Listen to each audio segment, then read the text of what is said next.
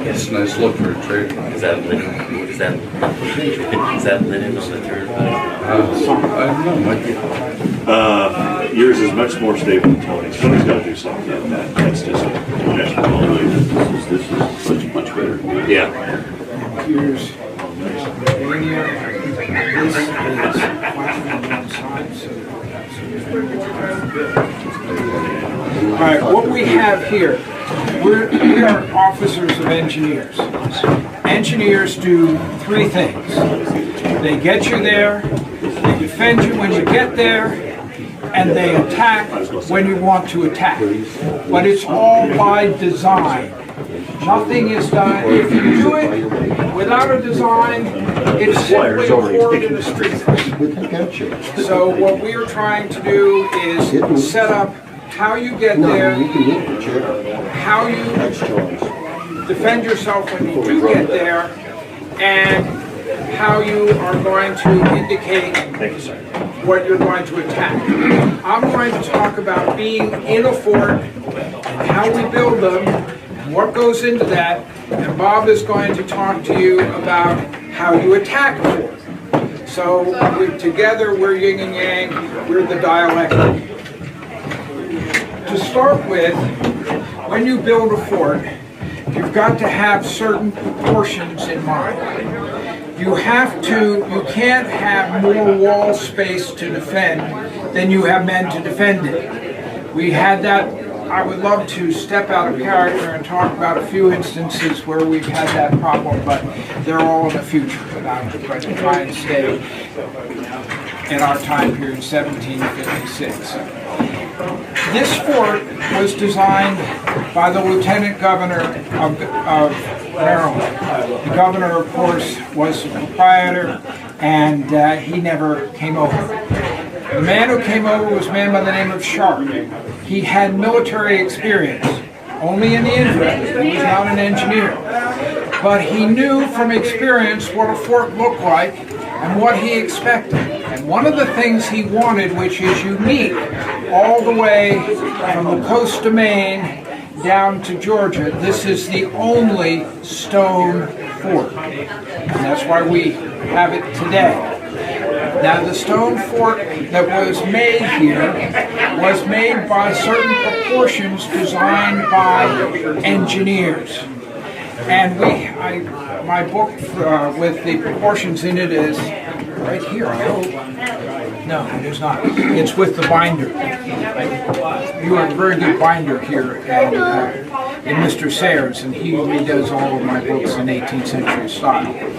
But there are charts within those books that tell you exactly what the proportion of the wall should be at the top and what the proportion of the wall should be at the bottom to be able to withhold and stand up long enough to resist the enemy. Now, the only thing they expected, these are charts, those are not the same. It's not, but they're charts. These are charts.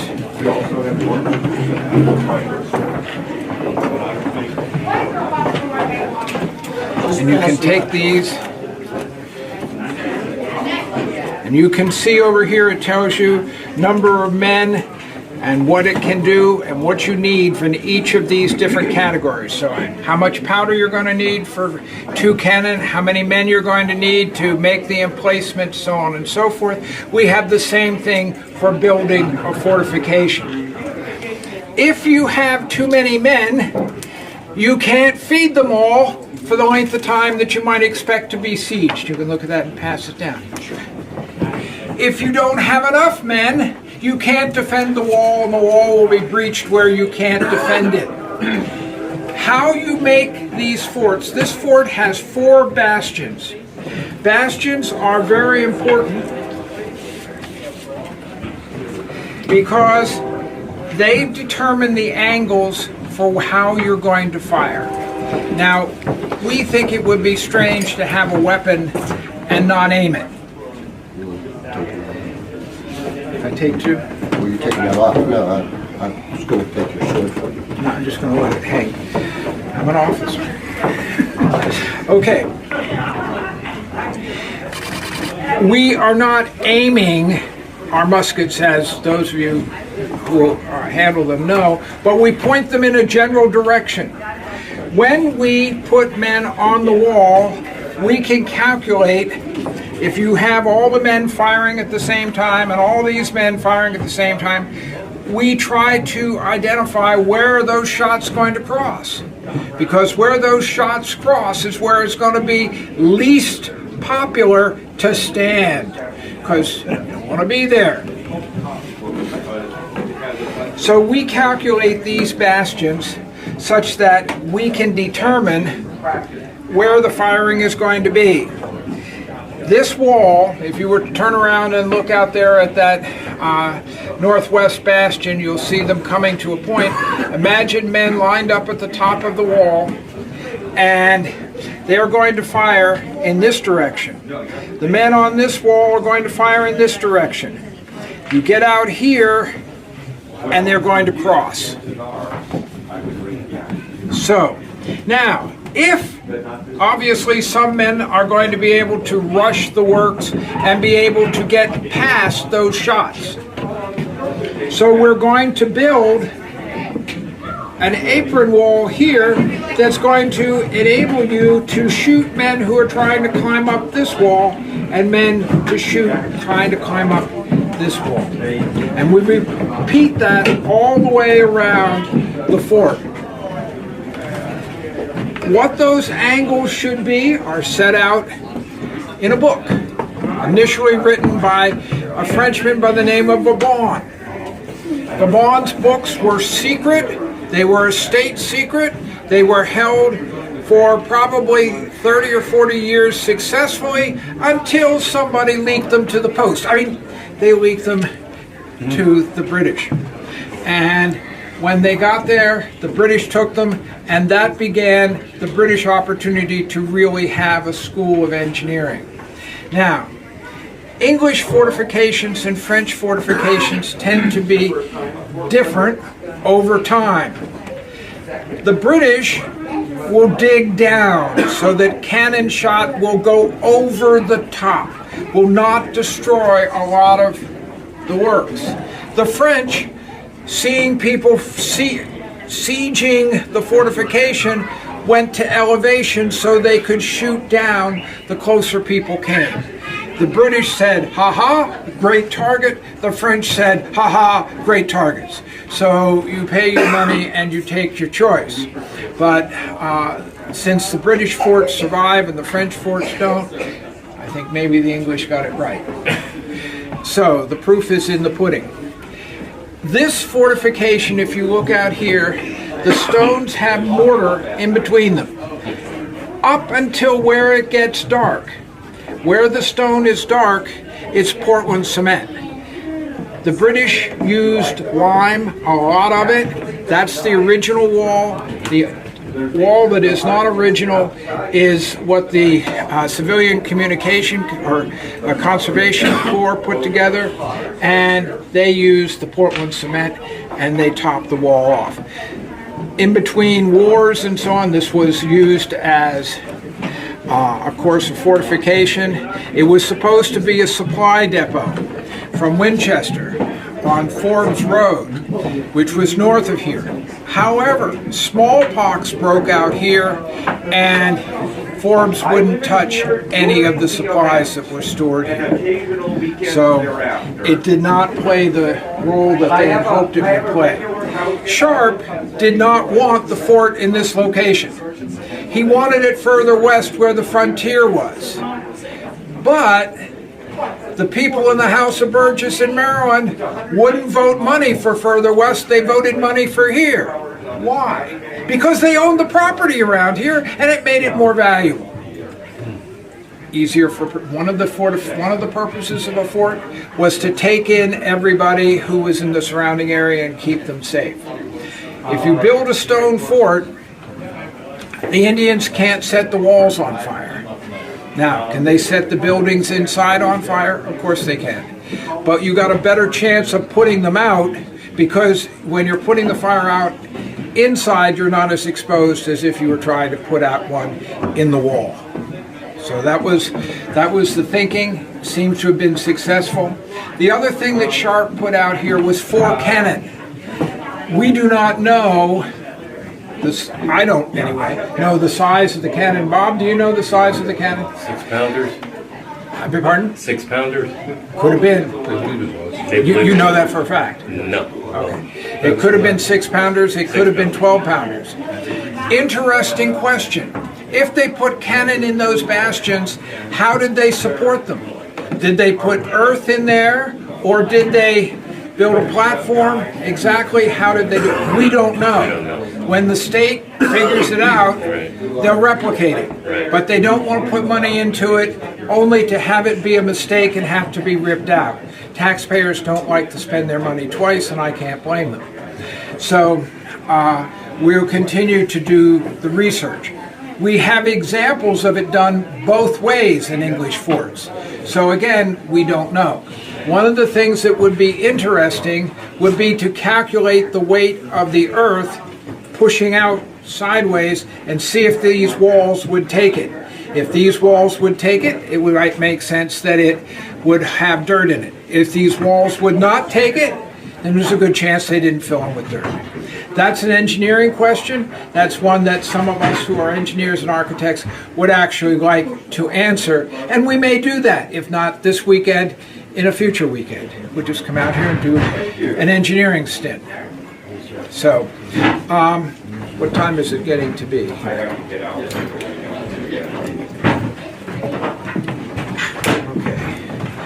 Let me ask you, do you have any questions? Where was the stone quarried at? Where was the stone quarried at? I don't know, but from the looks of it, it was probably fairly local. If you go up the side of the mountain here, there's a lot of loose stone up there. And you've got a number of men to help you move it. You probably had people with them that actually had the ability to chisel it well. So they did chisel it. And of course, one of the things you want to do is have the stone as smooth on the outside as you can so somebody can't climb it.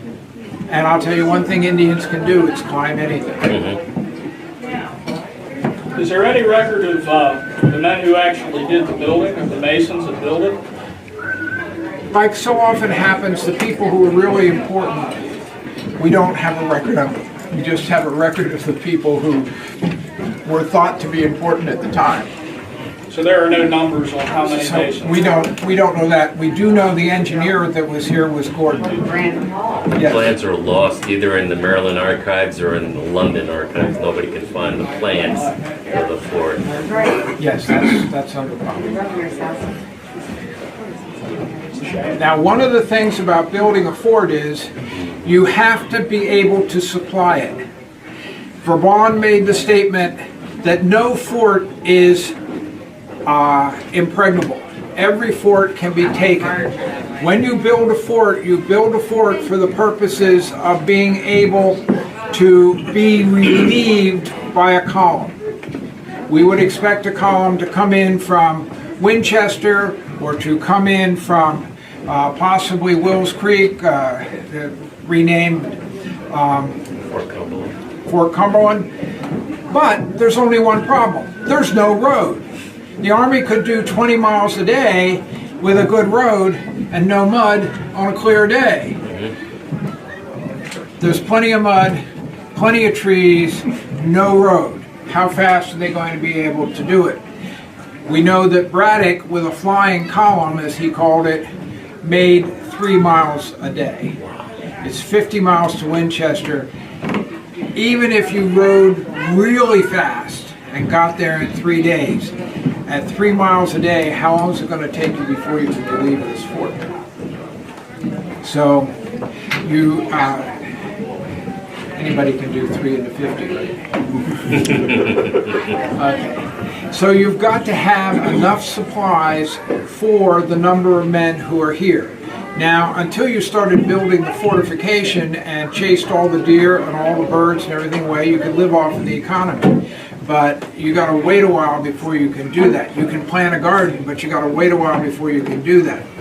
Out where the flagpole is, you'll see an outline in the grass where we think the storehouse and the governor's mansion were. But again, we don't know how many men that was going to be. So there's a lot of questions still to be answered. And how did they get here? Ultimately, they built a road, but what are you going to do? And those are the engineer's questions. He has to figure that out. When Gordon got here, he found out that the powder magazine didn't have enough sod on it, on the roof, to protect it. So he directed that the powder magazine be strengthened so that it could withhold shells coming in and breaking down. So they did have water. The well is right out here.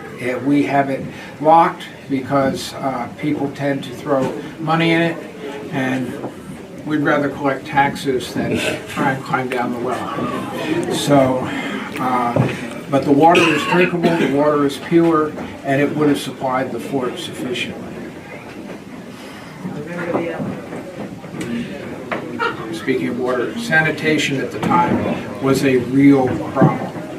And anybody who ever reads about the fort at Oswego will know the tremendous amount of disease that occurred at Oswego.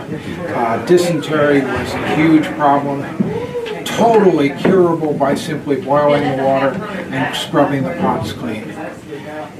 If you eat out of greasy pots, you're going to have a problem. And you're losing, Governor Shirley lost over half of the fortification to dysentery. It's a terrible disease, very contagious also. Okay, do we still have a nurse upstairs? I mean, there's somebody was giving an interpretation. You can ask her all about cleanliness and health care at the time.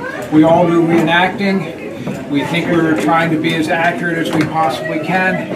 We probably are, but one thing, we will never be fully accurate because of a Frenchman named Lavoisier. Lavoisier discovered germ theory, and after that, we all wash our hands. Okay, Bob, it's all you. John was of course, talking about building, and he's the good engineer. I'm the bad engineer, but I have more fun because I get to blow it all up. I'm only a good engineer if I can resist what he tries to do. The engineer of that time, it wasn't all pretty, if you will. It wasn't all safe, because the engineer would come to a fort. If I may use this diagram again. Again, because of these bastions, you wouldn't attack the front wall because of the fields of fire that would come off the bastions. Even if you got to the wall, you had another field of fire. Again, those fields of fire here, fields of fire here. So you don't attack that front wall. Okay? This front wall because of these fields of fire. What you pick on is that corner, okay? That point of the bastion. You go for that very, very straight point of the bastion. And the reason for that is because if you take those walls of the bastion and extend them out the opposite angle, and that's why the bastions were figured, was basically a dead zone, because they couldn't mount a corner, or at that corner they couldn't mount a cannon, and at best they could get one soldier in there. So you as an attacking force, you had less of a problem. It wasn't immune, but it was less of a problem because of that one person. The engineer, of course, he would show up first with a guard, and he would reconnoiter the fort. He would do some sketches. He would decide the best way to attack it. He would pick the site of the Army's camp that was coming. Of course, then the Army and the general would show up a little bit later. He'd meet with him, give him his suggestions, and then the officer would, or the general, would either agree with them or make changes.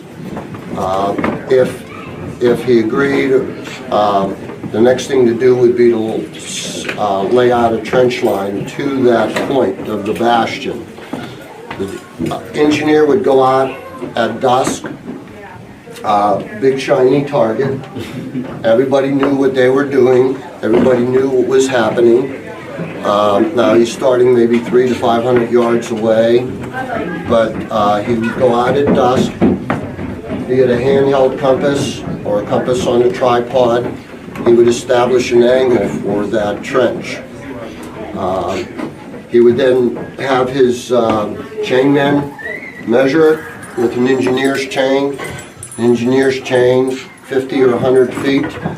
Each link is 12 inches.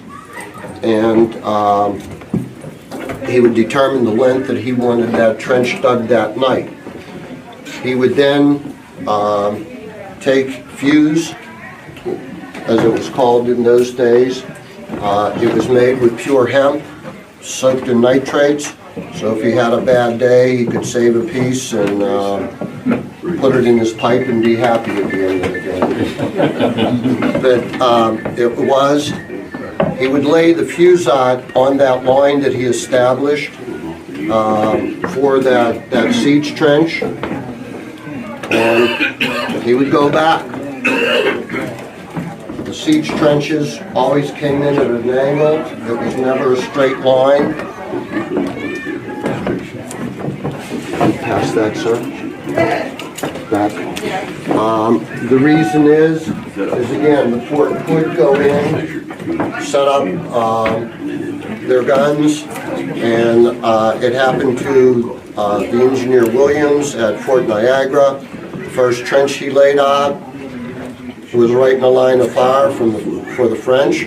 When they woke up the next morning, they opened fire and killed 250 soldiers. So Williams went back out the next night and picked a different angle. But when the sappers, who were the diggers, came out, they'd find that fuse that was laid on the ground, they'd light it. The fuse did not burn, as we know. There wasn't a flame, but it glowed like a cigarette or a pipe. It burns an inch an hour, so they would get behind it and follow that glow, because that gave them the direction and the distance that they were dig. Simple tools, picks and shovels. They would be using hand wheelbarrows to move dirt, as well as the wooden barrels. They had things, some of the people behind them were making fascines, which were bundles of sticks, 8 inches. The bundle was 8 inches in diameter. They were 1.5 inches to 2 inches thick, 6 to 8 feet, or they could make it 10 to 12, which was a saucisson, just a longer bundle of sticks. Hatchets, of course, were norm. Fascine knives, like on the table, a copy of a French fascine knife of the period. Shovels and picks.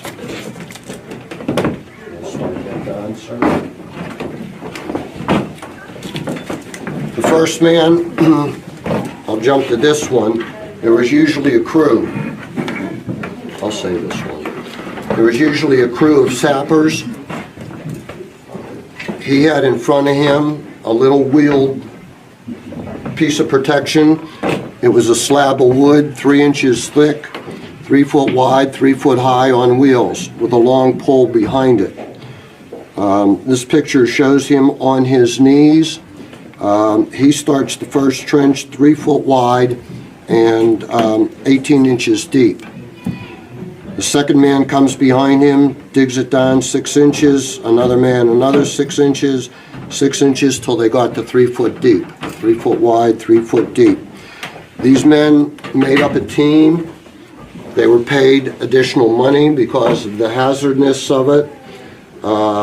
If any of them got killed, the surviving people got that full amount to divide amongst themselves. As this man was digging and these other, as these other people were digging, they were moving up the gabions, which were baskets with no top, no bottom, but long branches that went into the ground, that they drove into the ground. And of course, they were filling them with the dirt and stones that they were digging up. They laid the fascines or saucissons on top, 2 layers. This is the same pictures. Again, just another picture depicting the types and the weave of the gabions, the equipment that they were using, and again, that way of digging in sections. They also had special little tools that moved or set the baskets or moved them for them. So they moved each way. Okay, it's this one. They would, they worked all night, essentially, to create that and to get to that end. And this is, if you will, finished product. You can see the 3-foot depth, 3 foot of gabion, 8 inches and 8 inches, 1'4" on top of them. Any additional dirt went across the front for protection. So you're basically 7'4" from the bottom of the trench to the top of the fascine. Average height at that time was 5'8". So that was their determining factor. I know I laid one of these, this one. Here's again that depiction, and it shows you the steps of the men behind, where again, this man is on his knees, and he's loading the first gabion with that, this was called a mantelette. Again, it was just a huge piece of wood, 3 foot wide, 3 foot high, 3 inches thick, to protect him from being shot. These would be 3 fascines on top of the gabion. What would be in front of it? Dirt. Again, more dirt. Because what happens now is once that trench is dug overnight, sap, excuse me, once that sap, that's what they called it at this time, the 3 foot by 3 foot, that was dug overnight. The next day, new sappers came out, and what they would do is widen that trench to 12 foot, or sap, I'm sorry, to a trench. That's why I'm getting confused. Now it was called the trench. And they widened it to 12 feet because they wanted to put soldiers in it. A company of soldiers in the back of the trench in case the French came out in a sortie or to try and stop the digging or to destroy the trench. They had, these guys had picks and shovels. They had the soldiers to move forward. They put the stone in the gabions and the soil in front of Didn't matter. It didn't matter. Okay. Because again, and we talked about this, they didn't have smart bombs at that time, so penetration didn't keep blowing it away. The bombs at that time blew up or blew out. So what you really had was a force coming in.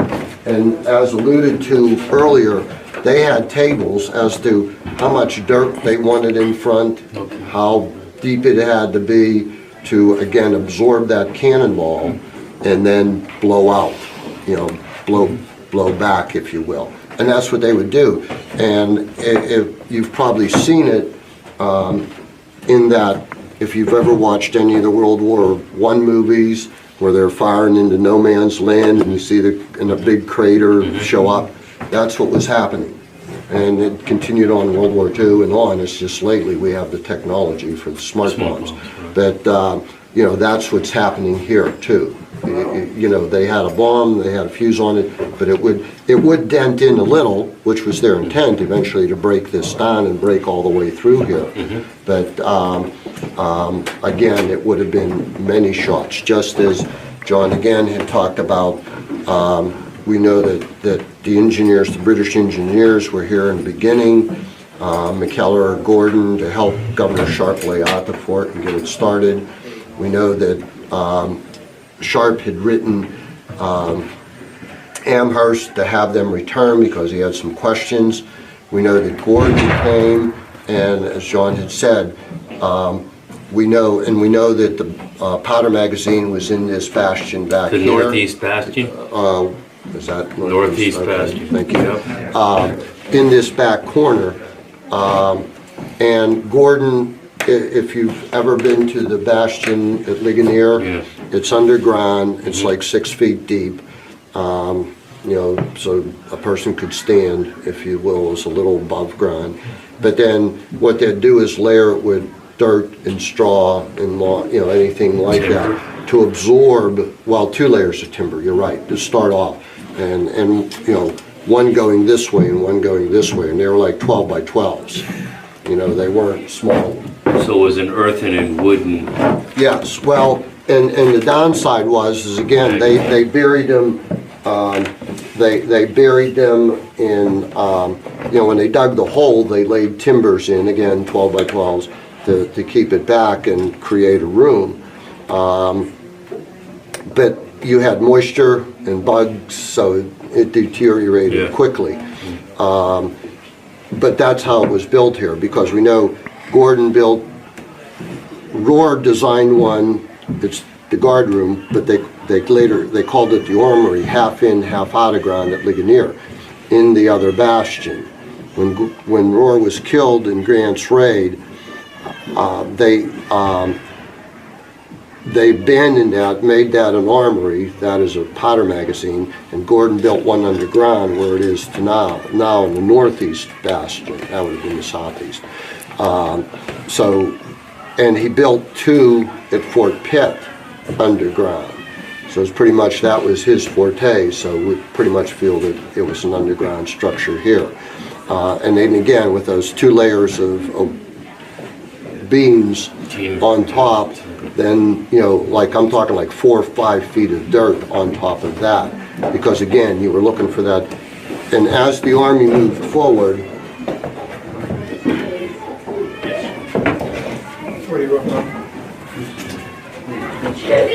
I want this. As the Army moved forward and could bring their cannons into play, okay? At the closest point, they put their mortars in because, again, John had mentioned, they were lobbing them in, they were trying to destroy the buildings, they were trying to get to the powder magazine. Without powder, you can't fight. right? So, that was, and you read where it was constant firing all day for days. So, they brought the ammunition and were really trying to destroy the fort from the inside. You had a question before, so He asked it, and it has been answered. Did I give you the answer? You're welcome for the Did you get the question. answer? Did you get the Oh, answer? The gabions, when they were made, it appears from one of those diagrams, they were rolled up the trench into place, is that correct? Yes, essentially, and again, I'll ask, do these pictures help? Yes. Yes, very good.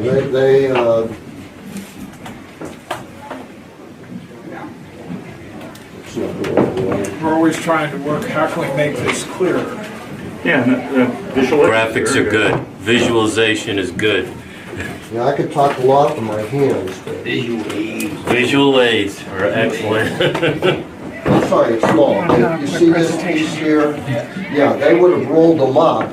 Again, that's what those men are doing behind, besides lowering the trench, because it's wide enough. I mean, they were kneading it up, but they're lowering the sap, getting it down to trench level. Deeper. They're digging it deeper, but at the same time, they're the ones that are moving the fascines, the saucissons, and the gabions up for this man to place. And he used this tool here to place them, because now he's sort of pushing out beyond that mantelette. Now, they're not tied together in any way, they're just lumped together. And Again, the basket was woven, but the branches that they were, the Weaving. woven around Right. were longer. They were like a foot longer on the bottom and on the top, okay? So when he placed that, then he needed to tamp them down with a shovel, okay? That sort of But they stabilized rolled them them. down the trench with the sap and then somehow get them. Well, again, keep in mind, it's just an empty basket. I mean, they could have carried them, they could have rolled Rolled, them. it would have I been mean, easy that to would have, roll. yeah, If they absolutely. were, Yeah, if They were you're 3 rolling feet. it, you're not standing up there being shot at. You're down in the ditch Right, rolling it. rolling, right. Yeah. if the trench was only 3 feet wide, how did they roll it if there was a foot of overhang on They would it? have Well, rolled it could have been on the rolled ground. along the I side, see. on the Okay. inside. The inside. And, right. you know, not facing the enemy, but on the inside, the opposite side of that wall, you know. And again, they can roll them because they've got some protection. And then the pieces on top are holding the fascines or the sauson okay. in place. And even that, they would take a stake and drive it through those bundles to keep them in place. Because one of the things that happened, again, I'll go to Williams, the engineer at Niagara. Once he corrected his error, once the trenches were being dug and the saps, he was out inspecting them during the day. Cannonball came out and hit it, and it hit one of the fascines. Well, it caused the splinter, a piece of wood, a piece of branch to come off. It drove into his eye socket, broke his eye socket. So they took him to the doctors. The doctor said, well, we can't do anything, he's probably gonna die. So they put him on a bed or a cot and left him alone. A couple days later, they go back and said, oh, he's still alive, maybe we ought to do something. So they reached over, grabbed the stick, pulled it out, and put a patch on it and said, you're good. Yes, I'm being a little facetious, but that, you know, medicine at that time, I mean, that's what they knew. It wasn't far off from that, you know, no, took them to the operating room and brought in the eye doctor, you know, this was... No more medicine or And- surgery. He was not a very good engineer at that time. Later on, he learns, he still is functioning, he has a patch on his eye, so he has one eye, but he designed the drainage system for Fort Niagara, which is still in use today. That drains the parade ground of Fort Niagara. It's still there, and it's still working and functioning. So He redeemed himself later on. yes, because he had stayed once the fort had been taken by the British. They left him there to rebuild and what have you. So, you know, that was one of the things it needed was something to drain the fort. Again, he did redeem himself. But yeah, There's one thing that you haven't talked about. We want to talk about the trenches. The saps lead to the trenches where they put the guns so that they can siege.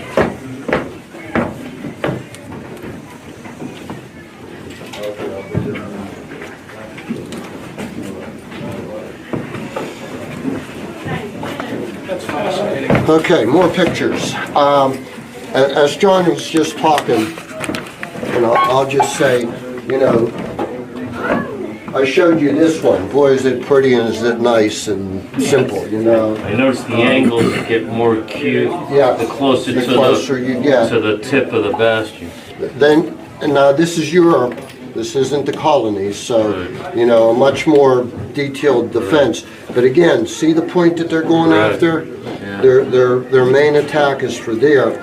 And you can see what they call parallels. They're coming up with usually 3, starting again, 300 to 500 feet back, and then they come up 100, and they try and get to like 100 yards away.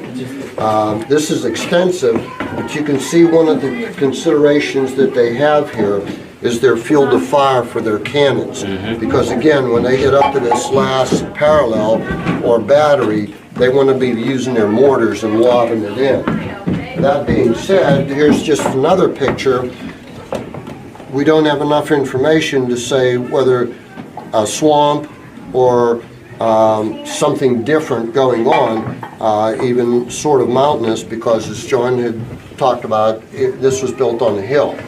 So, you know, these were specific paths that they were able to work on. Now, they could have drained the swamp if that's what it was, they would have done that work, but they're coming up, and again, they don't have the opportunity for a parallel, but they do have the zigzag. As you can see, they start out fairly straight, but once they get up close, they do come in.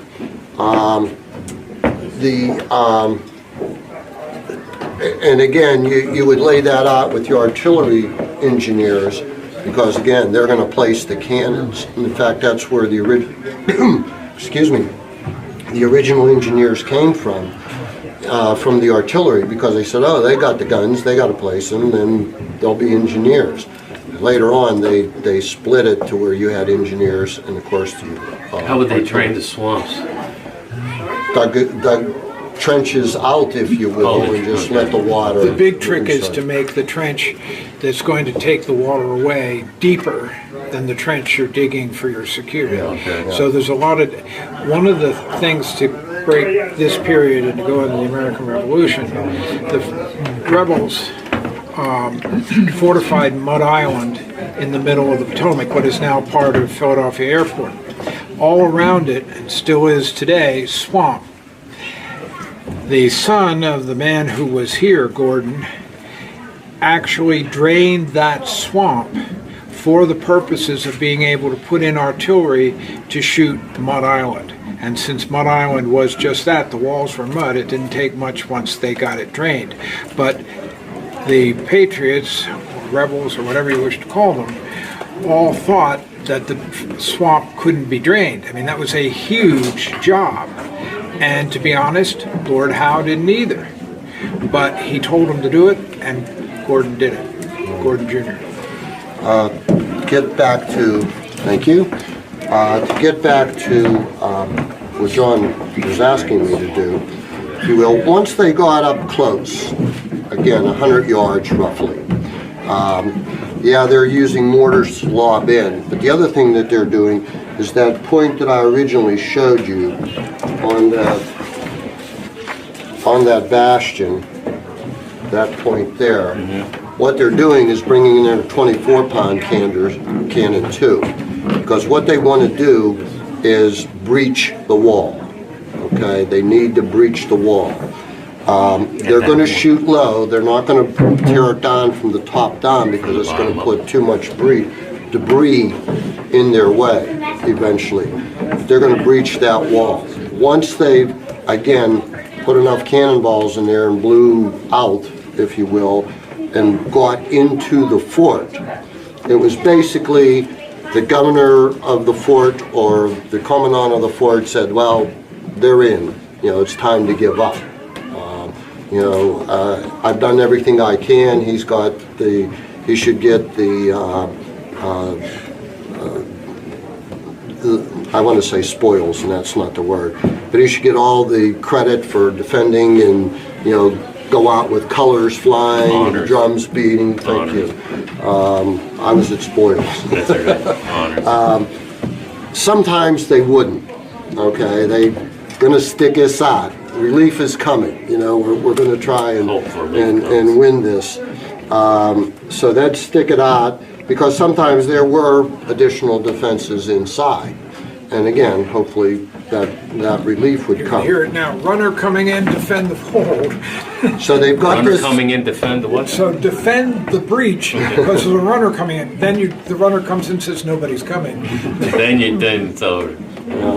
But or they hope that the army got tired outside, or the weather changed or something. And Weather would help the Yeah, defenders? absolutely. The defenders, absolutely. Or they ran out of food, whatever.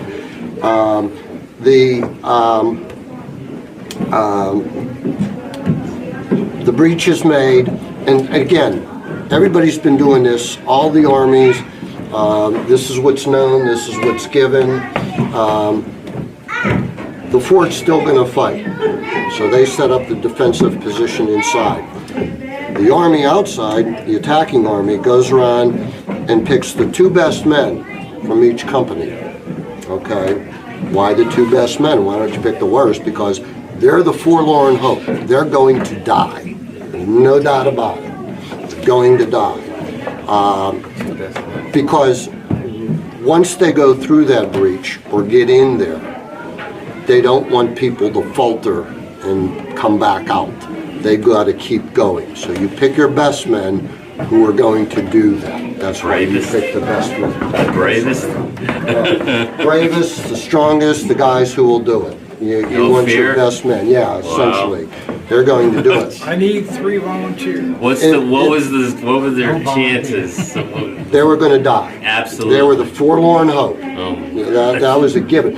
How would you like to be 2 men rushing through this hole, or 1 man with a whole defense of the fort standing there waiting for you?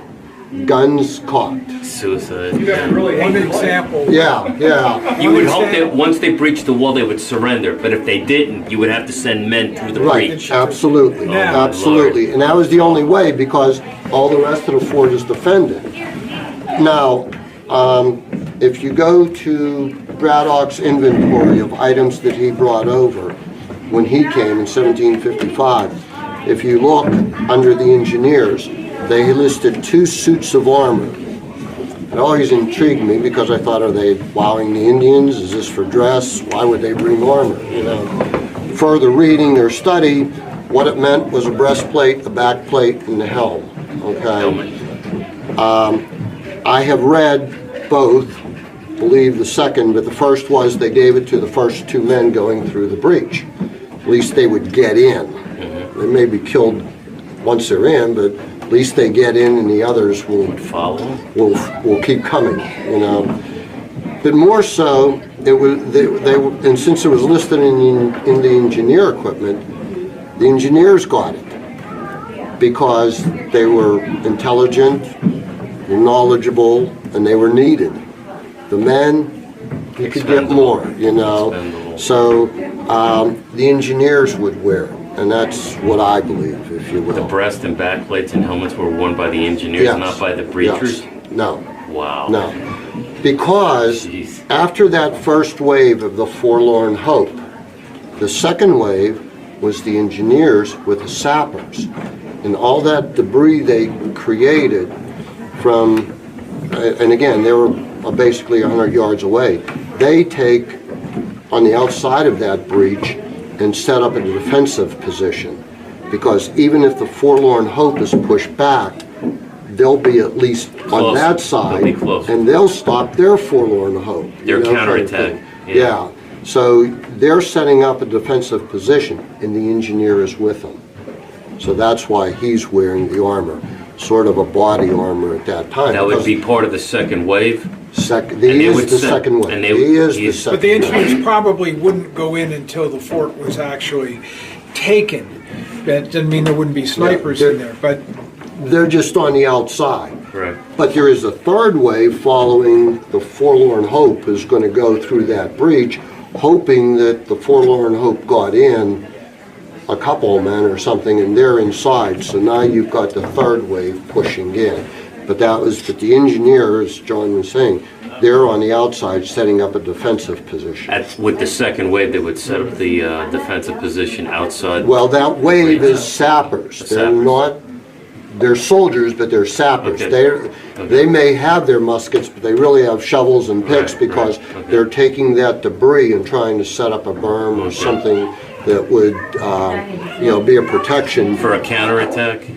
against the counterattack Right, from the right, fort. right. Again, if that forlorn hope is really driven back, Right. if the third wave of soldiers who are to go in that breach can't even get there, then at least they get to the defensive position. Now, inside the fort, the defenders, would they have secondary, tertiary, defensive? they, Oh, yeah, yeah. sure they would. Yeah, absolutely. Again, that governor or commandant's just being stubborn.